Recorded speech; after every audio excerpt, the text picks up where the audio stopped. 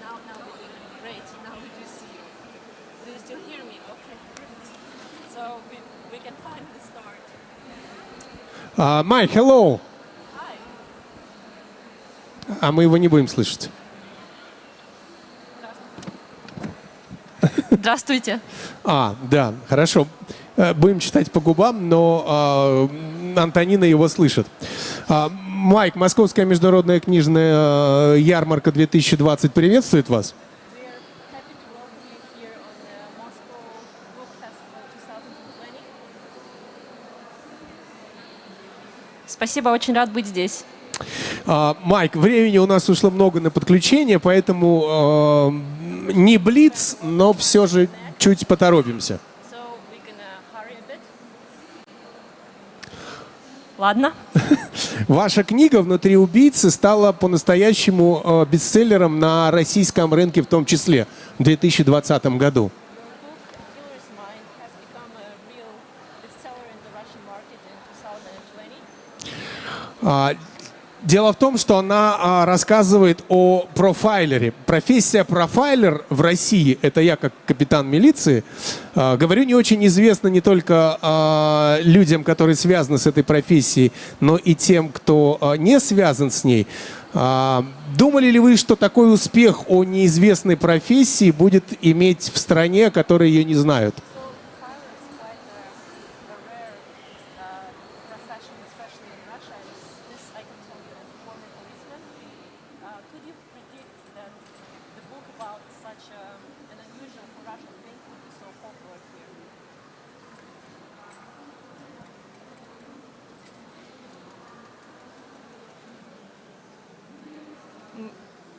Я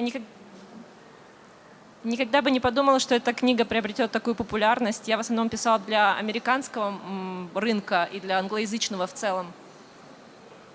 The Russian success caught me by surprise. Успех в России меня удивил. Даже если брать, что вы писали его для американского англоязычного мира, для англоязычной публики, то откуда взялась идея о написании этой книги у вас и почему именно эта профессия?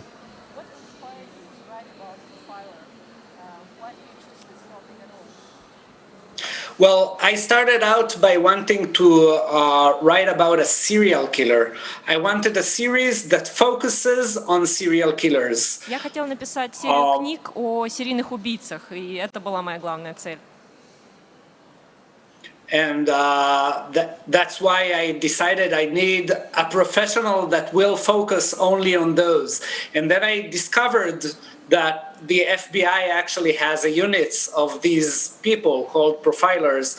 And that's how I became interested in writing about profilers. So I started with the serial killers, and that's why I started writing about profilers. Я начала с того, что я писала о серийных убийцах, и поскольку мне нужен был главный герой, который будет с ними бороться, я стал думать, кого бы я мог на эту роль описать.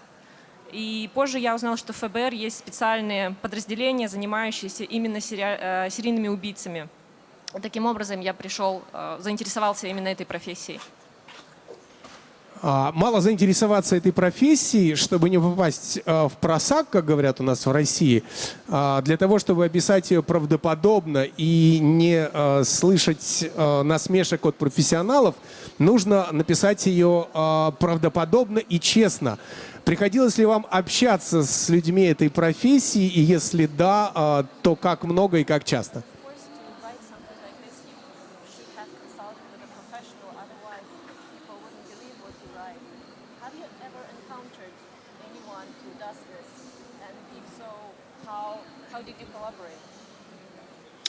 Not exactly. I have a police acquaintance in the United States who I consulted with, but the majority of my information came from books written by profilers. There are two very well-known profilers in the United States called John Douglas and Robert K. Ressler. They both wrote. Okay. У меня есть знакомый в полиции в Штатах, Но в основном я черпал информацию в книгах, которые написали сами профайлеры. Есть два достаточно известных имени. Yeah, so John Douglas and Robert K. Ressler. Джон Даглас и Роберт Кей Уэстлер. They wrote a lot of books on the subject and autobiographies and books on serial killers, and I read a lot of them. Вот эти два автора написали большое количество книг про расследования, которые они вели, и про серийных убийц. В основном я пользовался именно этой литературой. Вы только что назвали два имени, два человека этой профессии, которые написали подробные книги о своей профессии, но в вашей книге главный герой, один из главных героев, и в том числе профайлер, это девушка, это женщина. Насколько это характерна женская профессия или же это исключение?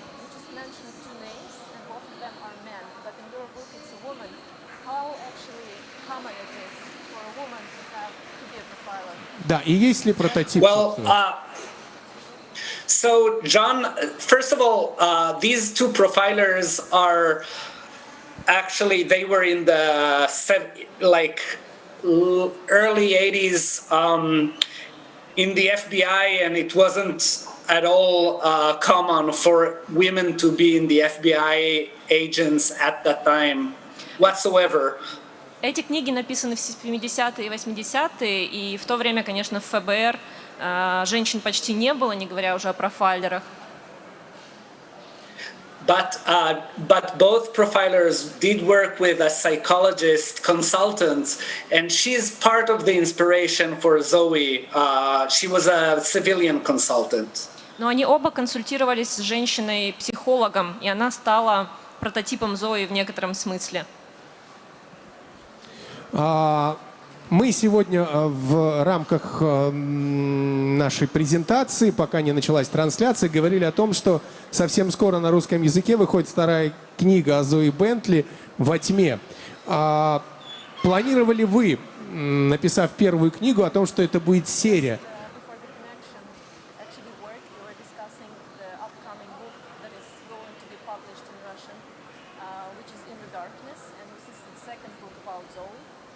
When you started writing first, did you know it's going to be a series of books? Yes. At the time, I was planning a long series because I really wanted to write just a series that focuses on this profiler and serial killer, which is also why the first book ends with a bit of a teaser to the second book. Да, я сразу планировал серию и большую серию именно о серийных убийцах. И когда я начинала писать о Зои, я уже думала о второй книге. И в финале первой книги есть небольшой тизер для тех, кто будет читать вторую в темноте. Агент Зои Бентли. Давайте, может быть, сделаем еще спойлер на всю серию. Уже есть планы по ее дальнейшей карьере по заключении этой серии книг? Вы ее убьете или она уйдет на пенсию?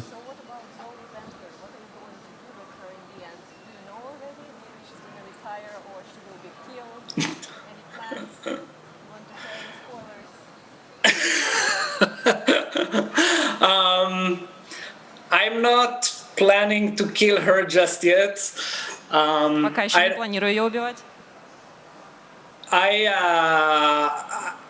I really don't want to spoil anything, but her journey is going to be fraught with a lot of tense situations, and it's going to be very intense, both internally and externally. Могу только сказать, что ее ждет на пути очень много сложностей и препятствий, и физически, и психологически. У нас есть такое понятие о том, что противоположности притягиваются. Вот, собственно, два ваших героя, это психолог Зои и агент Татум, они личности противоположные. Они, по вашему мнению, притягиваются, и помогает ли им вот эта вот разнополярность в работе?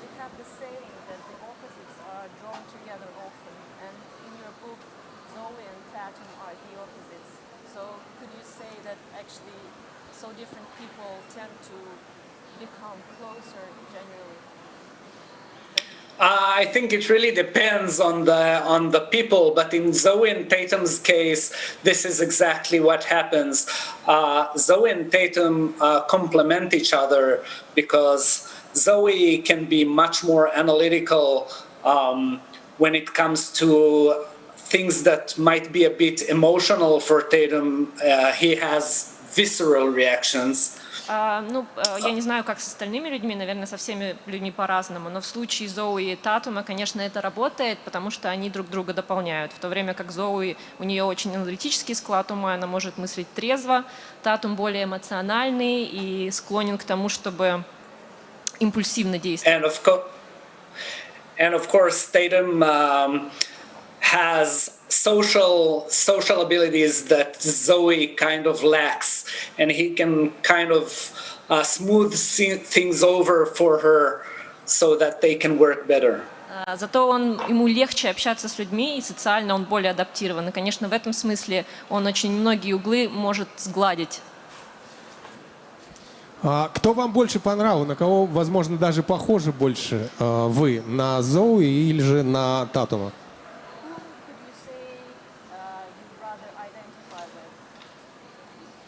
So, well, Tatum is much closer to how I am, but in the end of the day, I'm a lot closer emotionally to Zoe, and she means much more to me than Tatum does. Ну, наверное, я больше похож на Татума в такой повседневной жизни, но когда я думаю, в принципе, о жизни, то скорее я рад идентифицировать себя с Зои, и она мне гораздо более дорога.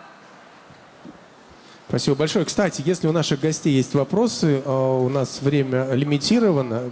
Если есть вопросы, поднимайте руку, дадим вам возможность высказаться, задать свой вопрос. У нас есть одна очень известная, популярная, продаваемая автор, которая начинала именно с детективов. Так вот, она принципиально в своих произведениях не использует реальные преступления. Потому что живы, возможно, еще и родственники тех, кто совершал преступление, и, возможно, живы родственники тех, против кого это преступление было направлено. Вы в своих произведениях заимствуете ли почерк серийных убийств, реально существовавших, или же придумываете это все с нуля?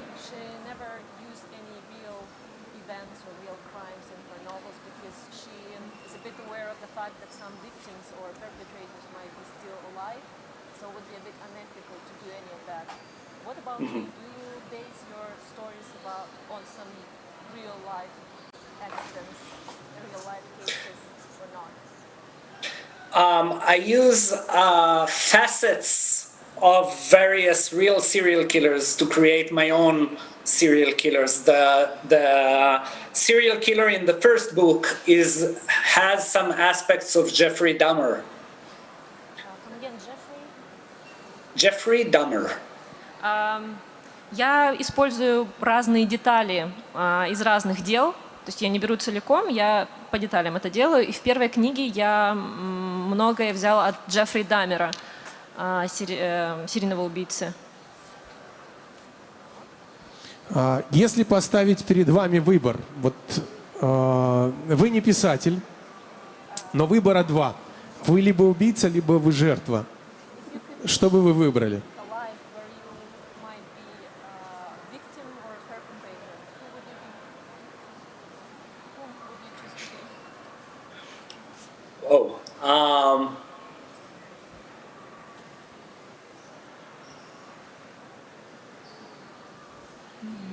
I think I'd rather be the victim. Лучше жертвой, наверное. Потому что боитесь, что вас раскроют как преступника? No, because I think a victim can overcome what happened to him. But as a perpetrator, you have to bear the guilt forever. Я думаю, что просто жертва может пережить случившееся с ней и начать жить заново, а с убийцей нет, он будет этот крест нести до самой смерти. У нас тоже в России есть такое понятие о том, что все тайное становится когда-нибудь явным. Все ли преступления, в принципе, раскрываются? Или есть место нераскрытым преступлениям? Как в книжках, так и в жизни.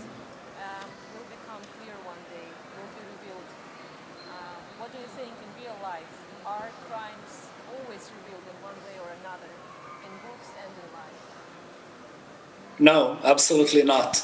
A lot of crimes historically remain unsolved, starting with the famous Jack the Ripper case. Многие ведь, преступления так и не раскрыты. Ну, взять хоть Джека Потрошителя. And I think some secrets never come out in the open. Некоторые секреты так и остаются секретами. Действие произведения «Внутри убийцы» происходит в Чикаго. Место действия Чикаго. Принципиально ли это Чикаго или это могло произойти в любом городе, в любой стране? Yeah. It was not as important as maybe I'd hope. I mostly needed a big city with a water source, which was far off the American East Coast, so I couldn't go for Boston or New York. So Chicago was a good choice. Ну, не так важен, как мне, может быть, хотелось бы. Мне просто нужен был большой город, в котором есть много воды. И Бостон мне не очень подходил, поэтому я выбрал Чикаго. За вашей спиной постеры. Это что, не подскажете? Это не обложки ваших книг? Yeah. Yeah, that's right. That's the American covers of book 1 and 2. And next to them is the German cover of book 3. Да, это американские обложки моих книг. Вот те, что две мы видим справа, а та, что слева, это немецкая обложка. Дело в том, что русскоязычный вариант вашей книги и его обложка, она очень креативно сделана. Видели ли вы ее и что можете сказать, если да?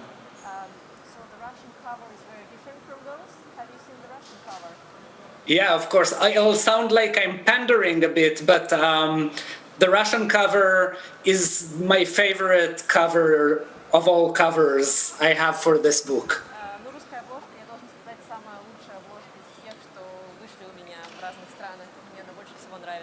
Микрофон. Да, русская, прошу прощения. Русская обложка мне нравится больше всего из всех зарубежных обложек, которые у меня вышли. Тогда почему ее нет на вашей стене? Because the publisher never sent me the poster. К сожалению, издатель так и не прислал мне постер. Хорошо, дайте мне адрес, я вам вышлю. Excellent. Отлично. Есть ли у вас определение идеального преступления? Есть мнение, что идеальное преступление – это преступление не только, которое не раскрыли, но преступление, которое раскрыли, но наказание за него понес совершенно другой человек. Что в вашем понятии идеальное преступление?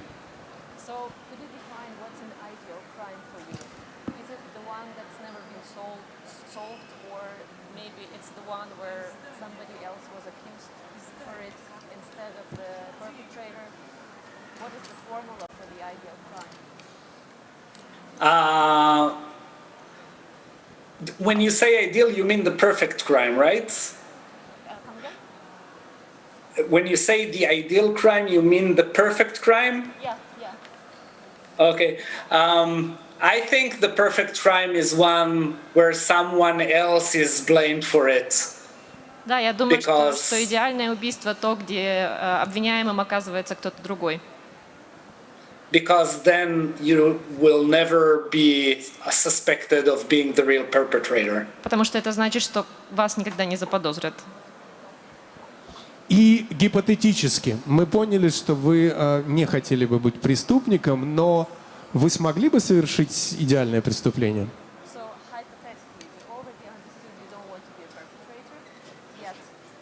world you want, could you commit the perfect crime? No, I don't think so. Нет, думаю, I нет. think I would panic and fumble it and make a mess of it all. Я думаю, что я бы запаниковал и устроил бы какой-нибудь беспорядок. Ну и время у нас, к сожалению, подходит к финалу, заканчивается. Небольшой бук-трейлер. Могли бы вы без спойлеров, но рассказать, что ждать в произведении «Во тьме», продолжении «Убийцы внутри»? Okay.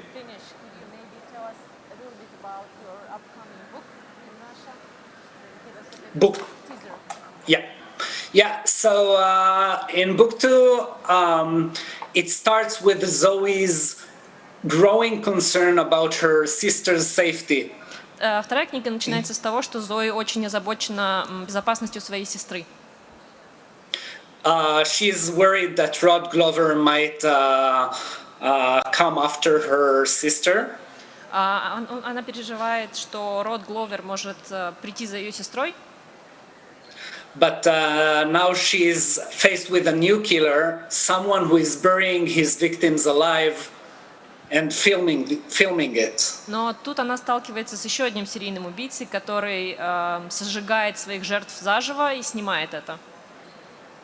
And she has to juggle her attempts to protect her sister from Rod Glover and her investigation of this new case. Так что она должна совмещать две эти задачи: расследовать убийство нового серийного убийцы и защищать при этом свою сестру. That's it. Вот так. Спасибо большое. Майк, мы поняли и о том, что такое идеальное преступление, и о том, что вы все-таки больше писатель, чем преступник и жертва. Но и помним о том, что самую идеальную обложку издает издательство «Эксмо» здесь, в России. Ну а вам спасибо и, как у нас принято говорить, творческих успехов. До встречи и ждем уже не онлайн, а офлайн в Москве. Кстати, вы были в Москве? I've never been in Russia at all. Нет, никогда не был в России. Здесь есть на что посмотреть и есть, возможно, почерпнуть сюжеты для новых книг. И, возможно, будет не 6 книг в этой серии, а 7, 8 или 9.